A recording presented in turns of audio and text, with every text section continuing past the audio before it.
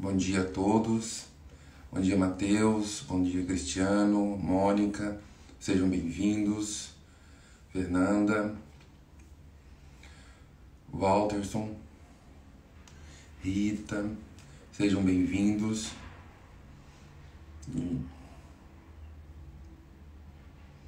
Cristiano, Tayane. Olá, professora. Bom dia. Alisson, Romão. Bom dia a todos, sejam bem-vindos. A gente vai dar continuidade da nossa semana de lives. E hoje a gente vai falar de uma live sobre a questão do artigo científico, né? O que não escrever em um artigo científico. Romã, bom dia. Bom dia a todos. Esperar a professora Mariana entrar para a gente dar início à nossa live. Bom dia, Gabriel. Sejam todos bem-vindos. Então, o artigo científico, a publicação dele, qual que é a importância, o que eu não posso fazer? A professora Mariana acabou de entrar, esperar.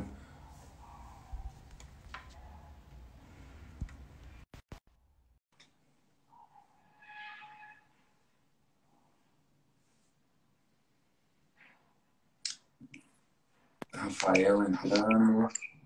Olá, professora. Bom dia. Bom dia. Bom dia, professora. Bom dia a todos que estão entrando. Professora, seja bem-vinda. A professora Mariana é uma das nossas professoras da agenda acadêmica e colaboradora também. A gente vai dar início hoje à nossa live. Sejam todos bem-vindos. Tami entrando. Então, hoje a gente vai falar sobre o que não escrever no artigo científico. Vai ser um bate-papo aqui muito interessante. A gente vai tirar dúvidas das nossas vivências enquanto professores, mas também como pesquisadores, né? E um artigo, um estudo original, ele pode ser um desdobramento de uma tese, de uma dissertação, de uma iniciação científica.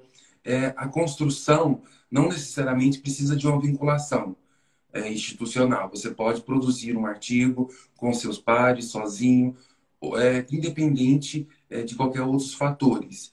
Mas é necessário, quando a gente vai construir algo, saber o que não é permitido, o que vai ser barrado mediante todo esse processo. Publicar um artigo, fazer um artigo, na sua construção, requer planejamento e olhares específicos. Para isso, existem vários tipos de modelos já existentes, dependendo do recorte que você queira fazer, tá? E é sobre esse assunto que a gente vai falar hoje. Professora, se apresente aí, pessoal, e como que vai ser nossa live hoje. Bom, eu sou a professora Mariana, para quem ainda não me conhece, parte aí da agenda acadêmica, sou enfermeira e tenho doutorado em ciências, tá? Hoje a gente vai falar sobre alguns erros que podem ser fatais quando a gente produz o nosso artigo, né? O que significa isso? Significa a rejeição imediata do artigo, sem a possibilidade dele passar por revisor.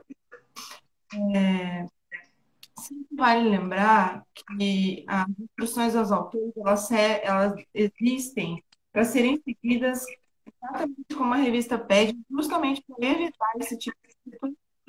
Mas existem outras questões, além do que os autores pedem, que podem fazer com que o artigo seja rejeitado, né? Por exemplo, a gente fazer uma escolha de análise estatística equivocada, ou uma análise estatística que seja incompleta, ou então a gente exagerar com relação à interpretação dos resultados, a gente errar na questão da seleção da amostra, né, com viés na amostra, ou fazer uma amostra muito pequena que não tem como ter algum resultado estatístico ali, né?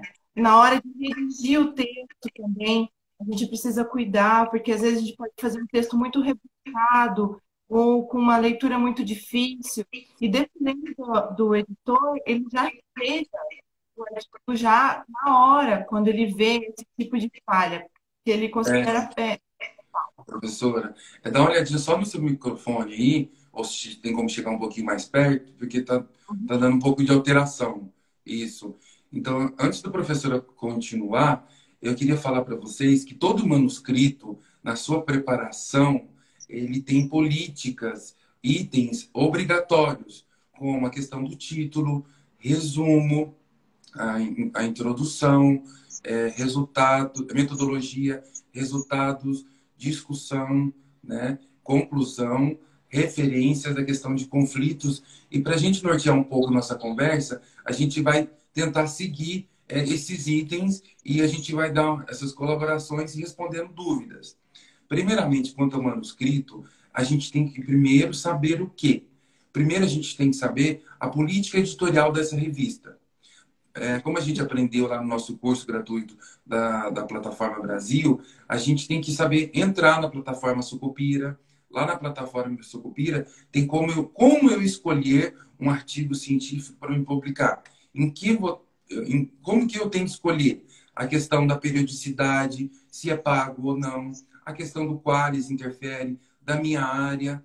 Outra coisa que é importante, além de conhecer isso, começar a namorar onde você vai publicar. Eu escolhi, eu tenho que começar a namorar como que são as publicações, como que é a estrutura, e toda revista, e toda que você queira publicar, tem uma política de instruções aos autores, ou política de submissão, que é muito importante. Nesse momento, a gente tem que lançar mão de uma outra plataforma, para alguns profissionais da área da saúde e até outros, tem instrumentos e protocolos ou guias, né, específicos para cada tipo de estudos. Mas o que é esse guia? Esse guia vai te nortear, é um tipo um checklist, né, e tem roteiro específicos como que deve ser essa ordem. O que tem que ter no resumo, quantas palavras, na introdução, todos esses itens. Então, professora, antes eu estou escolhendo a revista, já olhei. O que eu tenho que fazer antes de decidir qual publicação que eu vou fazer o meu artigo? Então, é isso que o professor está dizendo. A gente não pode, por exemplo, pegar uma revista que não publica revisão e querer publicar o seu artigo que é uma revisão. Não vai de acordo com o perfil da revista, então o seu artigo ele vai ser rejeitado imediatamente. Então, a gente precisa realmente ler toda essa política da revista primeiro, conhecer muito bem, para depois ver aonde o seu artigo vai se encaixar, né? É, e a partir daí que você escolheu, você viu que aquele artigo vai ser publicado naquela revista que você acha que está de acordo.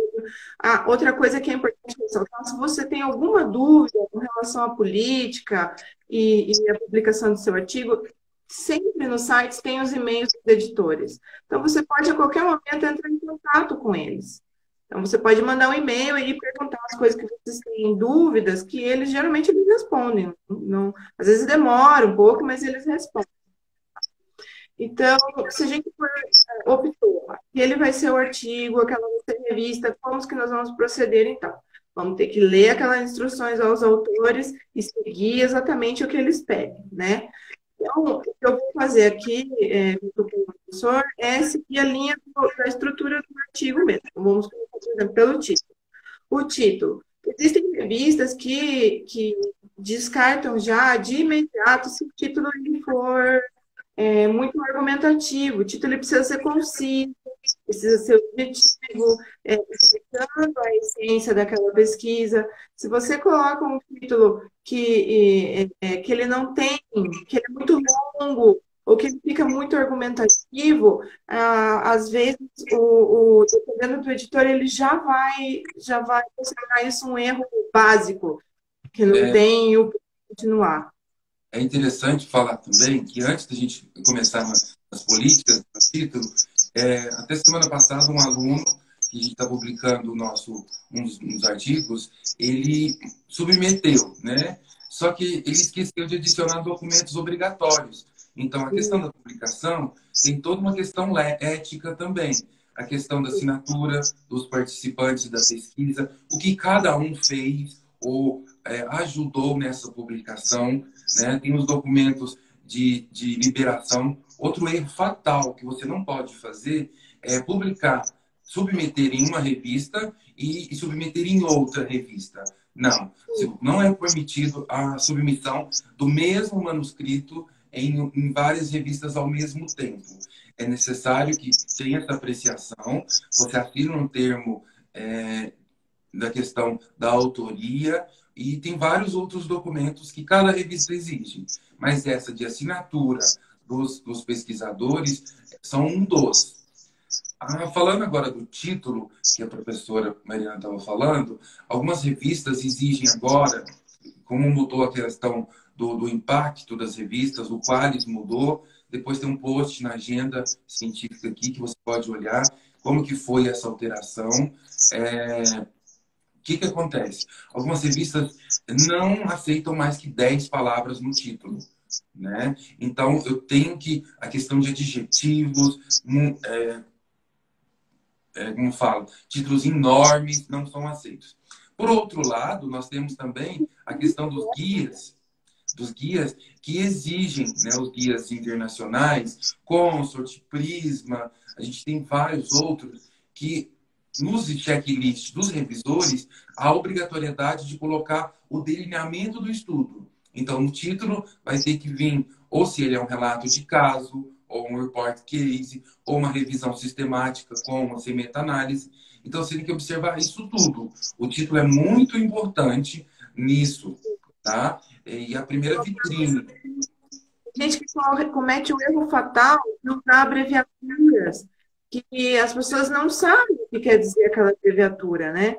Então, você tem que ter muito cuidado. Eu, na verdade, eu aconselho a evitar abreviaturas, a não ser que sejam realmente abreviaturas universais, que todo mundo saiba o que significa, que o público daquela área conheça, porque senão você corre um risco muito grande de fazer um erro fatal no título do seu artigo, e isso pode já queimar de cara e ser rejeitado. Você falando sobre submissão de documentos, um erro também que acontece muito são as pessoas não prestarem muito atenção nos detalhes na hora de submeter os arquivos e submeter arquivos com as instruções erradas. Isso também muitas vezes faz com que o artigo seja rejeitado. Você submeter as imagens que não sejam em JPG, a revista só exige que seja somente em JPG, ou o manuscrito, ou então colocar as tabelas, os gráficos no corpo do texto e não fazer um anexo, como a revista pede. Tem que ter muita atenção nos detalhes na hora de submeter, porque muitas vezes... É comum que as revistas exijam até 5 elementos. Ou seja, se eu for colocar uma foto, gráfico, tabela, e tem muito material, você tem que fazer uma pré-seleção disso. Então, não tem como.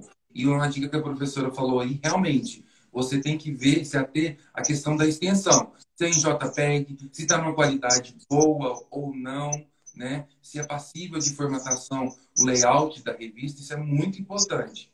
Professora, agora a gente parte para a questão, depois do título, a autoria. As revistas, nos últimos 2 anos, em função não só do Qualis e em a questão do impacto, exigem agora que todos tenham um ORCID, né? A inclusão do ORCID e a inclusão também da participação da pesquisa. Quem são os autores da pesquisa? A maioria das revistas exigem também, no máximo, de 6 a 8 autorias, dependendo do manuscrito ou do journal, né, da revista. Eu queria que você falasse um pouquinho a questão do ORCID, que é nova, né, que vai vir um ID verdinho, tirou a obrigatoriedade do Lattes, que não precisa colocar mais as filiações todas na revista, e a questão da colaboração. Sim. A questão dos autores é uma questão ética muito importante e deve ser prestar atenção com realmente bastante ênfase, porque nós hoje em dia passamos, principalmente no nosso país aqui, por questões financeiras, que você tem que submeter um artigo e aí tem as questões de pagar, e muitas pessoas acabam querendo agregar o máximo possível de autores para que isso não fique tão caro. Porém, a gente não pode deixar de lado a questão ética. Ou seja, os autores têm que ser realmente as pessoas que participaram da pesquisa. Porque senão, às vezes acontece, você inclui autores que não fizeram parte, e isso, por mais que você não relate para a revista pode acabar percebendo. Como, por exemplo, ser um autor de um departamento que não tem nenhum tipo de conexão com a temática da pesquisa, né? Ou a questão do número de autores também, dependendo da área, isso muda, você precisa prestar muita atenção. Uma questão muito grave também, que pode, que se acontecer também ser rejeitado, é depois que você submeteu o artigo, você pediu para o editor para acrescentar autores, isso não se faz de forma alguma, você pega muito mal, você pode acabar entrando numa lista negra dos editores, porque eles vão falar, por que que você está querendo acrescentar esse autor agora? Se ele fez parte da pesquisa, por que que ele estava na pesquisa já, então, antes? Né? Ou então também quando você tem um paper que foi divulgado em algum congresso e depois você quer transformar esse paper para publicação, você precisa ter esse cuidado de não mudar os autores, porque a pesquisa é a mesma, você vai fazer as modificações para poder publicar esse artigo na revista, mas a pesquisa é a mesma, então os autores não devem ser modificados. Se você tinha 5 autores no paper do Congresso, esses 5 autores vão permanecer na publicação, você não pode aumentar para 7 autores, porque você corre o risco de um editor encontrar esse paper depois em algum congresso, de algum anal, algum desses anais de congresso, e perceber essa adição do autor, isso também vai não só rejeitar o autor, tipo, pode queimar você depois para publicar outros estudos. Então, essa questão é lógico, a gente tem consciência que na prática, né, a gente tem uma hierarquia, às vezes, uma publicação, e aí tem pessoas que não participam tanto quanto deveriam e vão estar ali, né, como chefes de departamento, algum pesquisador sênior, a gente sabe que existe essa cultura, mas eu digo numa questão mais grave, além disso, com relação ao ORCID, hoje em dia, agora estão utilizando, o Orcid já tem há bastante tempo, na verdade, né? Mas não se utilizava como via de regra. E agora eles estão fazendo como via de regra. Então, você faz esse cadastro, é bem fácil, não tem muita complicação. Ele universaliza você, eu acho que é uma ótima ferramenta, né? Deixa o seu cadastro ali universal, não fica tão fragmentado, porque que a intenção deles é justamente essa, né? E ele é utilizado no mundo inteiro, né? O Access, por exemplo, nossa, ele é aqui no Brasil. Então, o Worcid, ele é universal. Se você for fazer uma publicação internacional, ou aqui, ou latino-americana, o Worcid, ele é conhecido por todos. Então, eu acho que é uma ferramenta muito importante. Cristiano está perguntando aqui o que é o Orcid e onde fazer esse cadastro. Cristiano, a gente vai colocar no YouTube, eu fiz um vídeo explicando o que é o Orcid, a importância dele e a questão de vinculação com o Lattes, tá? Essa semana a gente vai colocar todos os vídeos do nosso curso da Plataforma Brasil lá no YouTube e vai ter o Orcid, da plataforma Acácia, da plataforma Sucupira. Dando continuidade, professor, vamos falar a parte do resumo. Erros assim, gritantes são o quê? O resumo como o próprio nome diz, vai sumarizar todas as partes do seu trabalho, todas as políticas. Algumas revistas exigem a introdução no começo do resumo, outras não, que é um trecho inicial, e outras já vão direto no objetivo. Um dos erros, quando tem sua introdução ou qualquer parte do resumo, é o quê? Fazer uso de citações no resumo. Né? O resumo e o título são das últimas construções do seu manuscrito. Então, não é permitido fazer uso de citações, construções muito longas e se ater o número de palavras. O resumo de palavras e caracteres são bem limitados. Então, não tem como eu fazer muitas coisas ou colocar até citações nesse trecho, nessa parte do resumo. Outra coisa importante é a questão, se eu for da área da saúde, a questão dos descritores, eu vou fazer uso do DEX e do MESH. Se for da área de humanas, não vai ter escrito descritores, vai ter escrito palavras-chave. Aí a gente entra também um pouquinho de descritor controlado, não controlado, e a maioria das revistas, a grande parte, exige agora pelo menos 6 descritores, tá? Por que isso? Quando alguém fizer uma busca ativa do seu tema, ter uma maior divulgação para achar esse manuscrito. E aí, professora, no resumo, o que a gente tem para falar? Então, como o professor disse, tanto o título quanto o resumo, para evitar erros fatais, a gente tem que procurar deixar eles para o final.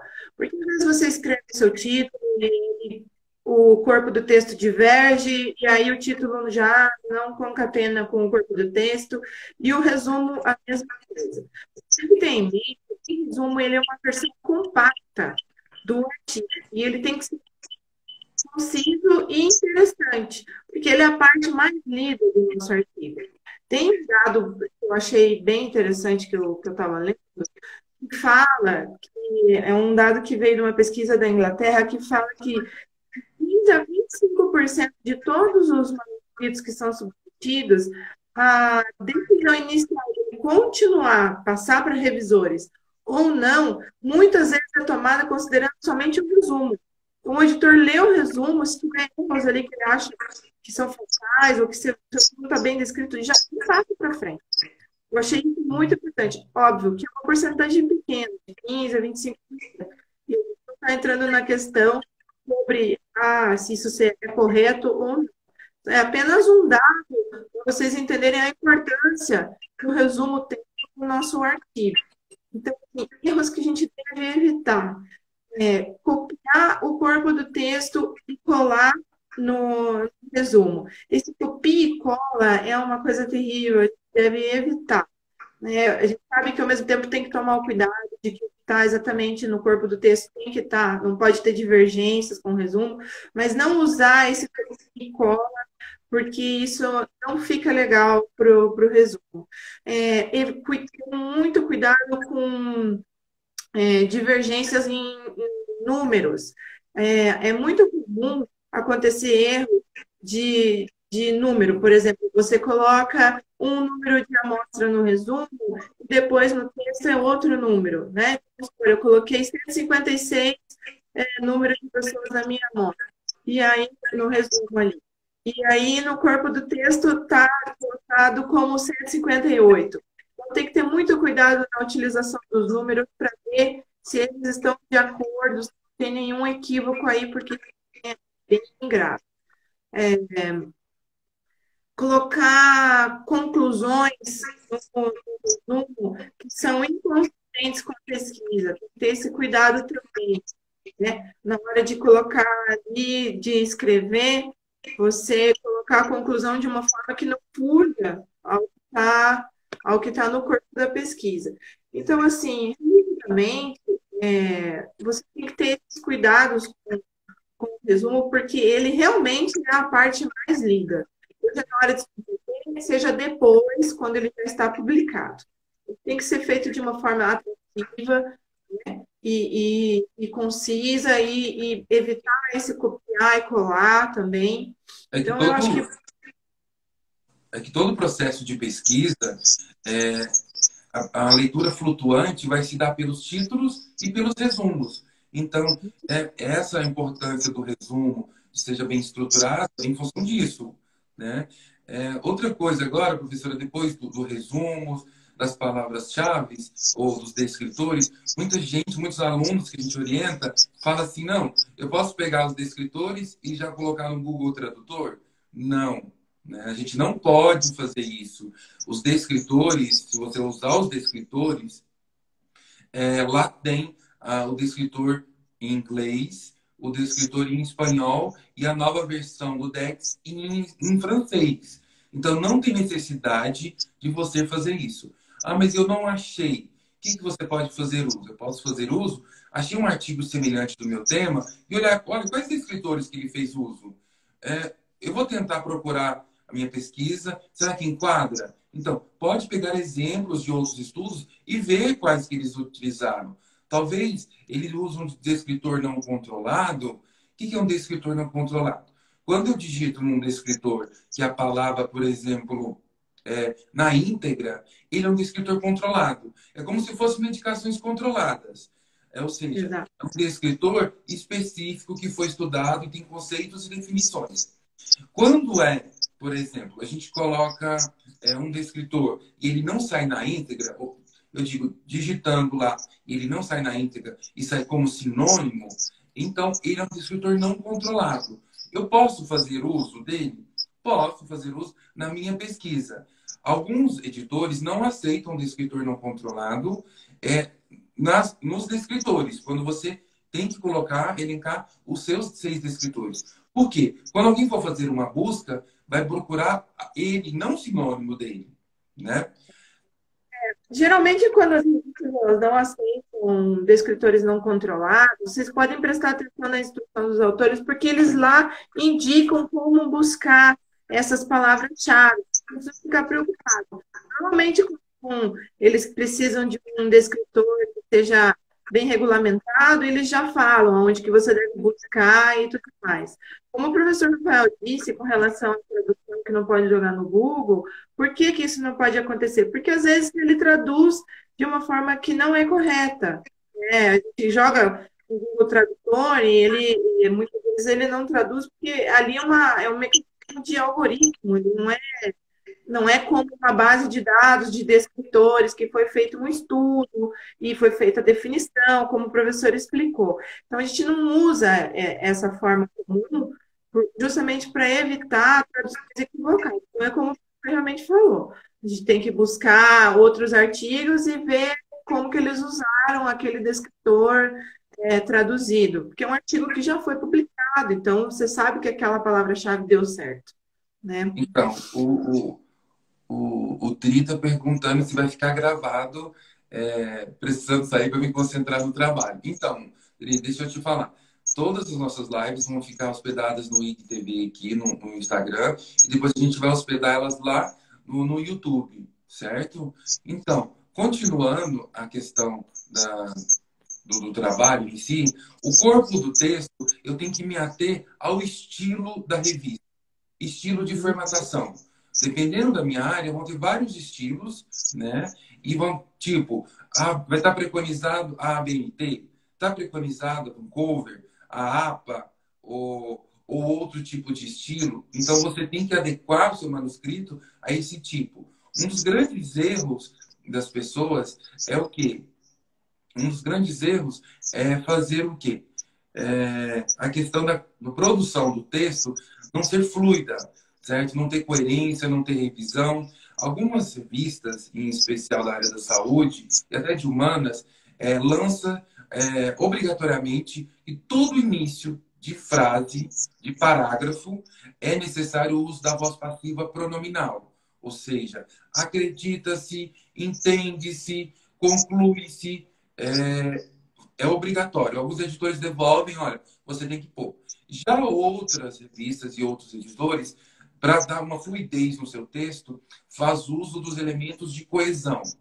Ainda assim, minha pesquisa, por outro lado, e tem outras revistas que já falam, olha, se ele enviar um texto com cada parágrafo a, o, isso empobrece o seu texto. Então, algumas revistas lançam mão da voz passiva pronominal, outras dos elementos de coesão ou conectivos, e outras lançam mão dos dois. A ausência deles em seu texto torna-se pobre. Pode. Sim, exatamente. Então, é importante a gente ver bem como que a revista pede que seja feita a introdução, lembrando que existem erros que a gente não, independente da revista, eles não serão aceitos, como a questão da sequência lógica, como colocar, expor de antemão algum tipo de resultado já na seção da introdução. Ali não é feito para isso, né? A introdução ela serve para quê? Ela é um funil. Você vai, de maneira ampla, começar contextualizando a área da qual você está pesquisando, até você cair no objetivo objetivo do seu programa e o objetivo da pesquisa. Então, a introdução é feita para contextualizar, para mostrar a importância da sua pesquisa, para mostrar a relevância da sua pesquisa. Você não deve, de forma alguma, já antecipar qualquer tipo de resultado ali. E também um erro que empobrece muito a introdução é querer ficar usando algum tipo de argumentação para comparar. Se a gente quiser fazer alguma comparação, a gente vai comparar com outra pesquisa, não com argumentação. Então, a gente tem que evitar qualquer tipo de argumentação, Na né? introdução, na introdução é importante saber que, como a professora falou do funil, é para não só um funil, mas como uma pirâmide ao contrário. Eu tenho que sair com um contexto geral e funilando. Elementos obrigatórios da introdução são o quê? A contextualização do tema, delimitação dele, inserir ele na questão da importância e por que pesquisar. Se tem lacunas, não tem. A questão da problematização, justificativa, se seu caso tem hipótese ou não, também elencar. E no final, se não tiver na revista políticas de sessões separadas, ou seja, introdução, objetivo, metodologia, então, a maioria delas não tem um objetivo separado. E sempre o seu objetivo vai ser no último parágrafo da introdução. Sempre. Então, Sim. pode. Então, é isso. O último parágrafo vai sempre ser colocado o objetivo. Você também tem que ter um momento para colocar as limitações, o gap, e nesse momento das limitações, ele tem que ter vínculo com o objetivo da sua pesquisa, porque senão você não vai conseguir comprovar a relevância do seu estudo, né? Acho que agora a gente pode seguir para a próxima fase, que seria materiais e métodos. Você pode Isso, complementar mais? materiais e métodos, é. Então, vamos entrar na parte de materiais e métodos. Quais são os erros fatais? Descrever os resultados aí também. Materiais e métodos também não é uma seção onde a gente descreve os resultados, tá? O que você tem que ter muito cuidado? Você tem que avaliar se a sua metodologia é suficiente. Um erro fatal que pode acontecer é o seu artigo ser submetido e o editor ler a sessão e achar que não é suficiente para o seu problema.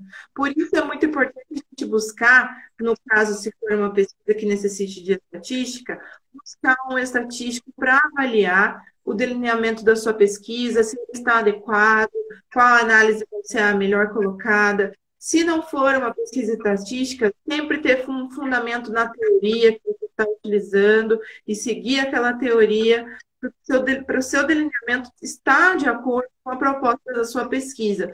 Porque a gente não pode esquecer que o editor vai passar para revisores que têm conhecimento sobre o tema, ou então tem conhecimento do seu delineamento metodológico.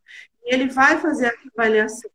Se você tem total conhecimento sobre o delineamento metodológico que você está fazendo, busque a ajuda de alguém que saiba, ou sempre busque fundamentar ele, para não correr o risco de você fazer uma metodologia insuficiente e o seu artigo acabar sendo publicado e perder o seu trabalho.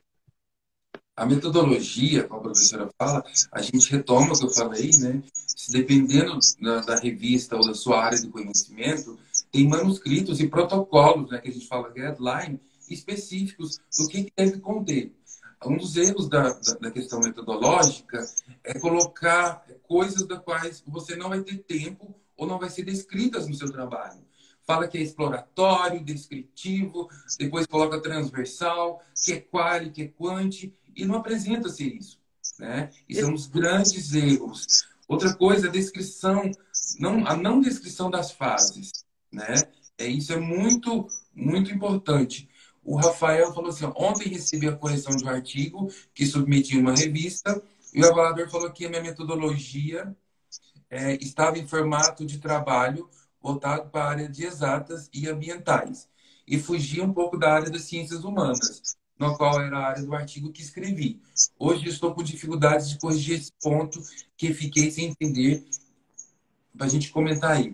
Então, Rafael, uma das coisas, quando a gente produz um trabalho ou um subproduto de um evento que você participou, de um TCC, você tem que, a questão do namorar a sua publicação, a revista, é em função disso, que você tem que enviesar na política editorial. ou seja, na temática que a revista aceita, É, enviesar nesse lado. é, É, pode. provavelmente a revista não é da área, por isso que eles falaram isso. Ela é da área que. Qual área que ele falou? Educação? A área dele, ele recebeu a correção, né? A área dele é de humanas, né? Ciências não. Então, Isso. Ele foi então para a área de provavelmente humanas. humanas e o trabalho está com perfil voltado para uma pesquisa de área de exatas e ambientais, ou seja, ele não está de acordo com o perfil da revista. Você não tem como você corrigir o seu artigo com relação a isso, porque isso é a essência do seu artigo. Na verdade, talvez, assim, é muito superficial para a gente falar aqui, mas talvez você tenha que reavaliar a revista que você está querendo publicar, né? Como o professor falou, a questão de namorar as políticas e sessões da revista. Então, talvez seja essa a sua questão. Você não vai conseguir modificar o seu artigo, porque ele é voltado para isso e está tudo bem, não tem problema nenhum. Assim como está tudo bem, a revista tem esse perfil. O que aconteceu talvez aí foi uma a leitura não foi muito, passou despercebido algum detalhe na leitura das políticas, que você não viu que o perfil do artigo talvez fosse o mesmo perfil da revista. Tem que avaliar isso, É, né? olha, só para uma pergunta aqui, como fazer uma citação curta? Você pode explicar? Olha, a gente na agenda acadêmica a gente tem um canal, né, da agenda acadêmica e lá tem um grupo tirando dúvidas da BNT. É só você ir aqui no Instagram, na bio, lá, você clica lá no Telegram, tem um canal que a gente tira todas as dúvidas da BNT. E temos Vale também, se muito. você quer participar, no canal também tem um grupo, um curso gratuito da plataforma Brasil, tá? Entra lá que você vai entender. A Ruth está perguntando, é necessário quantas bases de dados para um artigo? Olha, Quantas Ruth, bases? depende quantas bases de dados para um artigo.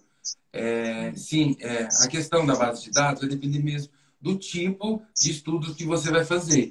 O estudo que você vai fazer tem um delineamento específico. Não tem essa rigidez, né? A única coisa que tem é que algumas revistas da área da saúde e não de humanas, né? Elas exigem o número das referências que você fizer uso sejam atualizadas, né?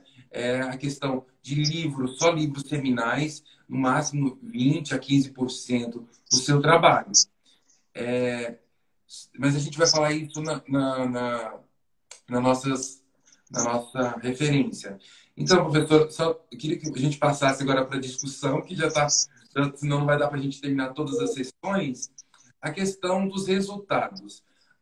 É muito importante a questão dos resultados, né? Porque resultados inconsistentes, a questão de número de tabelas, número de gráficos, infográficos, é muito importante a gente se ater a isso.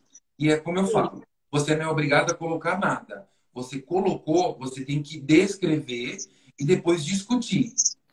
Exatamente. O resultado é a seção mais importante do nosso artigo, né? Porque ali a gente vai ter os dados para poder discutir e mostrar a relevância da pesquisa. Então, é muito importante seguir as instruções dos autores e a gente prestar atenção em alguns erros fatais. Por exemplo, você submeter um artigo no qual os resultados, esses dados coletados, têm um período já ultrapassado, já tem há mais de 3 anos, mais de 5 anos. Cada revista, geralmente, eles especificam o tempo desses dados. Você não pode coletar, por exemplo, tem revistas que você não pode coletar esses dados e tentar publicar eles 5 anos depois. Já não vai ter mais uma relevância científica, nem a interpretação que eles têm. Que passados 5 anos dessa coleta de dados, já houveram outras pesquisas, ou seja, não vai mais ter essa relevância. Então, precisa ter cuidado nesse período de tempo. A gente precisa, quando for descrever os dados, a gente, falando agora em estatística, um erro muito comum é as pessoas na redação utilizarem a palavra de relevância estatística. Tem um curso da Agenda Acadêmica sobre estatística básica, para quem usa estatística nas pesquisas, é muito interessante. Tem uma turma agora, vai abrir uma outra turma, quem quiser pode buscar lá. Eu lembrei que eu estou repassando informação para vocês. Voltando à relevância estatística. Estatística não tem relevância. Ou ela é significativa ou ela não é significativa. Então, a gente tem que cuidar com esses termos. Por quê? Porque se você passa por um revisor exigente, ele pode já fazer uma chamada com relação a isso. Os seus dados são significativos. Relevância te leva a uma graduação de mais ou menos relevantes. E na estatística, a gente trabalha com isso. Então, a gente tem que cuidar. Com relação a gráficos e tabelas, que o professor falou, prestar atenção nos números, como o professor disse, limitação dos números de gráficos e tabelas, sempre são limitados. Muito importante ver a questão da relevância. Gráficos estão bem localizados, né? Já existiu um caso de a pessoa submeter gráficos desfocados, que você não consegue ver o gráfico porque ele está fora do foco. Isso é um erro fatal. Você ter um gráfico desfocado, ele vai ser, muito provavelmente, rejeitado esse artigo na hora. Né? A combinação de imagens, né? Tem pessoas que fazem imagens e aí combinam, fazem uma colagem das imagens combinadas. Isso eu digo que tem que evitar, porque a chance de você fazer um erro fatal nessa combinação de imagens aí também é bem grande. Então, evite fazer combinação. Então, ele está perguntando aqui, quando você começou a falar, o Cosmo perguntou, olha, na metodologia eu posso colocar referência teórica? Em todas as políticas de sessão, você pode colocar referencial teórico. O que não pode é no resumo, e não é comum fazer uso também, não é permitido nas suas conclusões. Algumas revistas de humanas ajudam na questão das considerações fazer uso, mas é muito raro algumas revistas fazerem isso. Então, vamos agora para, depois dos resultados, nossas discussões, né? Discussões inadequadas e enviesadas políticas não pode, não é permitido. Então, você tem que retomar, ou seja, apresentei os meus resultados, descrevi o que está, eu tenho que retomar o que foi falado, por que achou importante a inserção desse elemento. Tem que ser de fácil entendimento, pode fazer uso de porcentagem, de remeter outros autores que eles dialogam entre si. E a professora, vamos falar agora da discussão dos resultados. Discussão. O que a gente precisa ter cuidado? Como o professor disse, a gente tem que ter uma sequência lógica junto com a introdução. Então, os artigos, o que quer dizer isso na prática? Os artigos que você utiliza na introdução, você vai retomar eles ali na discussão. Então, por quê? Porque você vai pegar os seus resultados e agora você vai comparar eles com outras pesquisas. Né? Por isso que é importante a gente utilizar, isso é importante também, utilizar artigos que sejam aí de 5 anos para frente. Né? Porque a gente, senão também vai dizer que não tem relevância científica, vai enfraquecer, né, todo o poder da sua pesquisa, porque você vai estar comparando com uma pesquisa que já tem mais de 10 anos. Nesse período já foi feita outras pesquisas, então enfraquece muito. Você tem que utilizar realmente artigos que sejam de 5 anos para cá. As discussões precisam ser claras, a gente tem que evitar, porque às vezes as pessoas que estão entrando agora, pensando nesse ramo da pesquisa, às vezes acham que precisa escrever muito rebuscado, isso significa ser científico, e não, é o contrário. A gente precisa ser objetivo, a gente precisa evitar adjetivos, nós não estamos ali para colocar posições ou opiniões pessoais, né? Então, a gente tem que descrever da melhor forma possível e, através dos resultados, mostrar se aquilo é significativo ou não. Então, adjetivos são realmente desnecessários, a gente tem que evitar. Se você não tem prática, escreve da forma como você consegue, depois você relê e vai tirando os adjetivos de outras palavras. Eu sugiro isso. Aqui tem 2 perguntas, mas eu vou repetir. Na metodologia, no material e método, pode sim haver citações, tá? Você tem que justificar. Eu queria mencionar aqui, até a professora Carla, tudo bom, professora? A Agenda Acadêmica disponibiliza hoje vários cursos de metodologia científica. Nós temos também o curso de estatística, que a gente está indo para a nossa segunda turma. Temos também, se você for quali, a questão do uso do Iramotec na pesquisa qualitativa, os cursos de revisões, vários outros cursos que estão abertos às inscrições. Só você dar uma olhada aqui, tá? O Cristiano perguntou, olha, eu acabei minha monografia de TCC recentemente, uma revisão bibliográfica foi aprovado. Como transformar em artigo? Olha, Cristiano, a gente falou isso no começo aqui do nosso vídeo, o vídeo vai ficar salvo. A transformação requer alguns itens que a gente pode retomar daqui um pouquinho, tá? A gente vai partir agora para nosso... Depois que a gente discutiu, essa discussão também, dependendo da revista, vai vir a questão de resultados e discussões, juntos ou separadamente. Quando vem separadamente, quer dizer que você tem uma maior probabilidade de desenvolver subseções, ou seja, temáticas de análise. Aí vai depender da revista, né, que você vai estar. Infelizmente, nosso tempo está acabando, mas a gente vai passar agora para as considerações e depois para as referências, professor. Então, as considerações finais ou as conclusões, a gente deve evitar fazer conclusões especulativas, porque isso empobrece o nosso trabalho. A gente tem que evitar utilizar termos como a pesquisa parecia ou poderia ser interpretado de tal forma, ou poderia explicar tal coisa. A gente precisa ser conciso na nossa conclusão. A pesquisa mostrou tal fato e tal fato e tal fato. Precisa ser objetivo. Utilizar esse termo empobrece a sua pesquisa na conclusão. Então, a gente tem que evitar usar termos como poderia explicar, poderia ser interpretado, ou parecia que dá uma intenção de explicação e não de uma conclusão objetiva com relação ao seu resultado. Isso vai enfraquecer a sua pesquisa. Com relação às referências, o professor quer acrescentar alguma coisa? Então, nas considerações ou conclusão, é importante que todo estudo tem limitações. Que dificuldades você tem? Todo estudo, eu falo para os meus alunos, todo estudo há limitações. Algumas revistas gostam de colocar as limitações antes, depois da discussão. Que limitações que você teve nas fases? Não conseguia achar artigos? Que limitações do estudo ou da intervenção ou de observações? Todo estudo há limitações. Limitações de o quê? De produzir algo ou de evoluir em uma das etapas da sua pesquisa.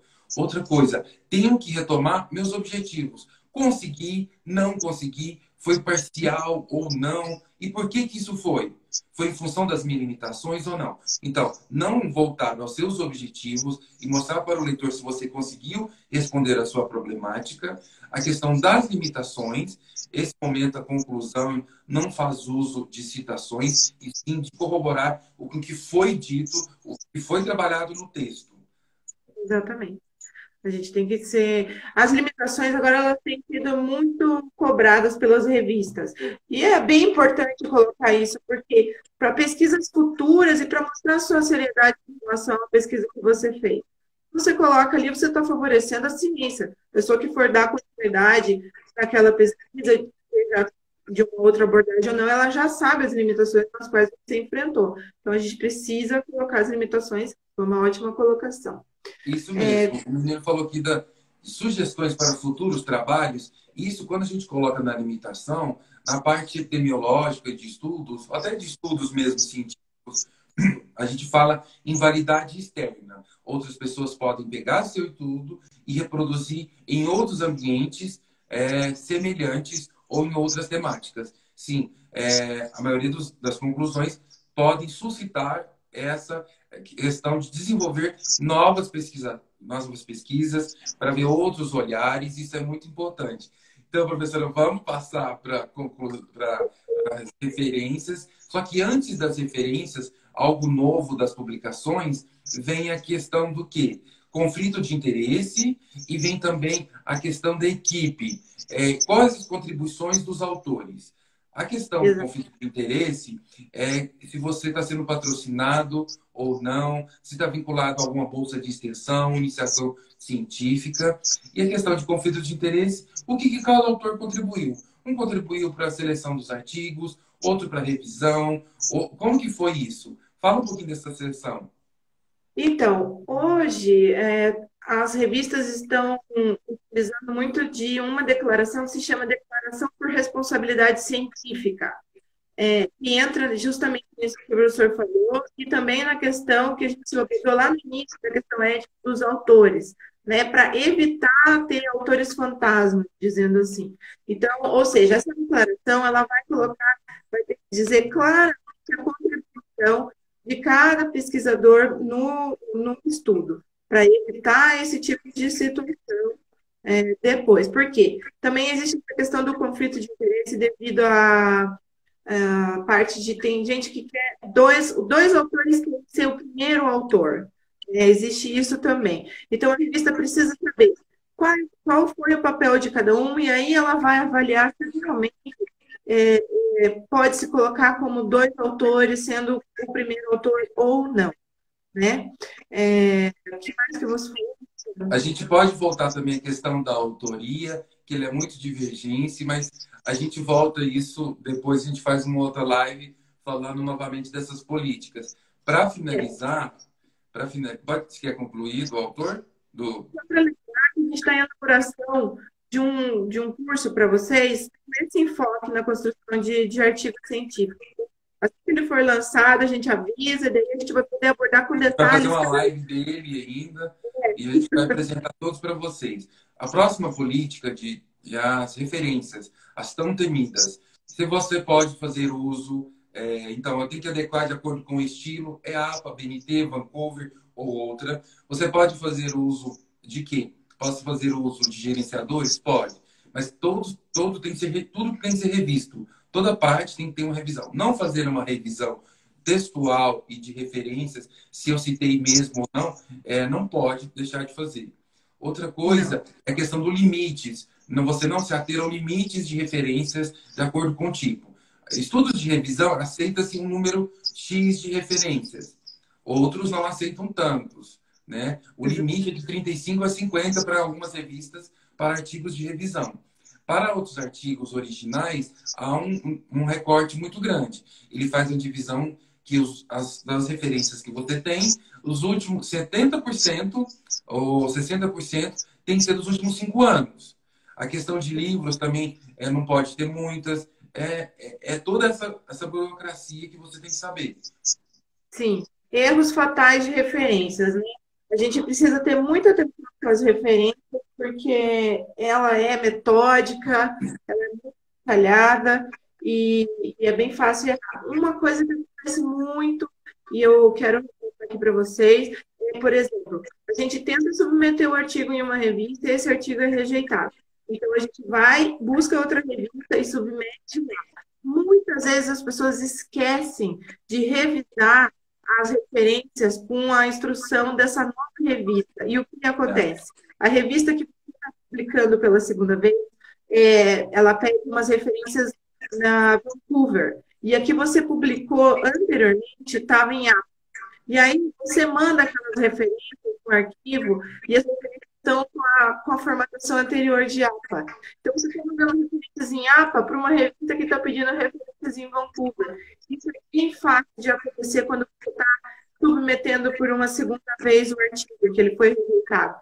Isso pode rejeitar o artigo de cara nessa segunda revista. Então, não esqueçam, quando vocês forem pegar o seu artigo e tentar submeter novamente em alguma outra revista, ver as referências, se elas são distintas do revista anterior, tá? Porque isso acontece bastante e é um erro que poderia ser totalmente evitado. Então, tenha Gente, atenção. infelizmente o papo tá bom. A gente vai fazer uma outra live, professora. Teve bastante participação, né? Gostei muito do nosso bate-papo aqui. A gente vai continuar e toda vez tem bastante gente, né, nos acompanhando. A gente vai continuar. A professora já está produzindo um novo curso para a gente sobre essa temática, o que que pode, o que que não pode, como é essa construção. Matheus aí, professora Carla, é, um abraço para todos. Eu queria agradecer, professora, da gente fazer esse bate-papo aqui e a gente retoma novamente. Queria que você despedisse do pessoal.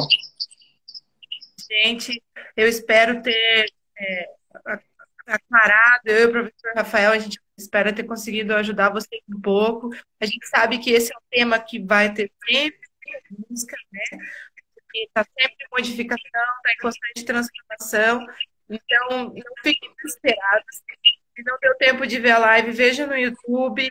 Se vocês precisam de mais detalhes, aguardem. Nós estamos preparando um curso com esse foco, eu e o professor Rafael. Então, assim que ele for colocado aí na agenda, vai ser enviado, tá? E sempre que vocês tiverem dúvida, pode entrar em contato conosco. A gente pode, dentro da medida do que a gente vai procurar esclarecer para vocês. Pode mandar e-mail, direct no Instagram, não tem problema algum, tá? Um Então, abraço. pessoal, Eu gostei a- muito também. abraço a todos. Eu queria falar que nossos cursos da agenda acadêmica estão abertos e a gente também, nós todos, além dos cursos, todos fazemos também consultoria e orientação, mentoria acadêmica, tá? Um abraço. Depois vocês vão lá no YouTube, vai ficar salvo aqui. Abraço, abraço, professora. Agenda acadêmica feita para simplificar. Tchau, tchau. Ah,